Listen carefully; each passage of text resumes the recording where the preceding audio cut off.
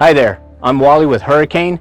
Today we're on our 2600 and we're going to walk through some of the switches around the helm to help you operate your vessel. So as we look at the switches on the port side or inboard side of the steering, we see our master switch. That allows power to be switched on for the entire vessel. Be sure your battery switch is turned on first if this is not a remote battery switch operator. Your dimming, which controls the backlighting to the helm panels. Your full spectrum RGB controller that controls the brightness and functionality of all of your RGB lighting. Then we have docking lights. That allows for illuminating close quarter maneuvering at nighttime or low visibility. Our nav lights, which are your port and starboard red and green navigation lights.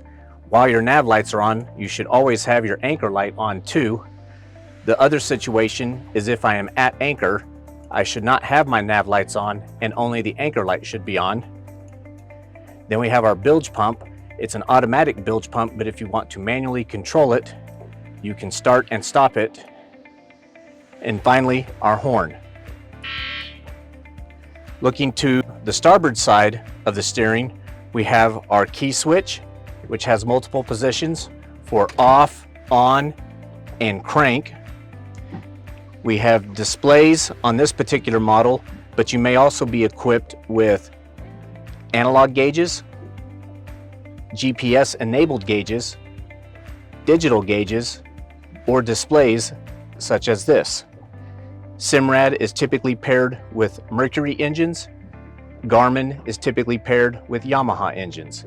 We only do that such that you get the most functionality out of the display associated with that engine.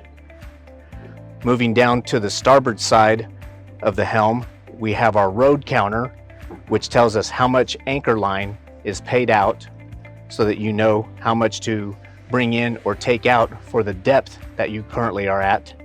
The typical is to pay out 7 times your depth. So if I'm in 10 feet of water and I want to run the anchor out, normal operating is 70 feet. Below that, we have our trim tab controls, which allow us to manipulate the boat's attitude with wind or weight distribution on the boat, and these operate independent of each other. Below that is our next panel that has our courtesy lights, our dome light or overhead light, the washdown pump for the sprayer, our exterior lights, and finally the arch up or down. And that allows us to maneuver the arch up or down to get it into our lift or under low passes such as a bridge. We also have manual operation of many of our arches and towers available as well. Moving aft, we have our wireless phone charger. Behind it is a cooled cup holder. The control for that is down below, along with the windlass up and down control. Hurricane, a Customer Satisfaction Index Award winner. So that, in a nutshell, is all the switchgear on our 2600. If you have any questions, please visit us at hurricaneboats.com. We'll see you out on the water.